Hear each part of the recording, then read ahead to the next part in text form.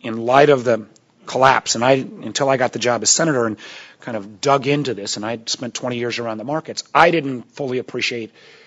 how close we came to the abyss. And the one cool thing about being a senator was you can get anybody almost in the whole country, or for that matter, the whole world, to at least call you back once. And Martin and others, and Corker and I brought in a host of folks, and we got as broad a purview of how kind of riddled the whole system was with challenges and from as many different perspectives as most. And it really is a system that still, I think, has inherent weaknesses in it. I would argue that the two most politically unpopular things of the last 2+ years, the TARP under President Bush and the stimulus under President Obama, actually that history will treat both of them as acts of pretty much significant political courage. That but for those actions, and I can go into as much detail or as little as you'd like, what we would be facing right now would be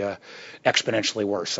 I see a lot of my colleagues, and we'll see some of the talking heads at times who are appropriately unsatisfied with the recovery, and I am as well. But if we were, I like to remind folks that if we were having this same setting, even as recently as 14, 15 months ago, May, June of 2009, when the Dow was at 6,500, when we were losing 700,000 jobs a month,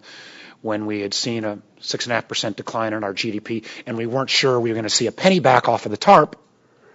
if you would have asked most of, even an erudite crowd like this,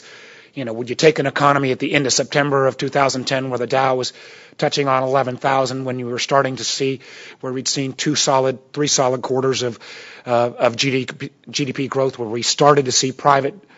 sector job growth again, and we were at 85 cents on the path, I think, back to 98 cents on the dollar back on every TARP, that would have been viewed as wildly optimistic. So as ugly as this political process has been, I think we have kind of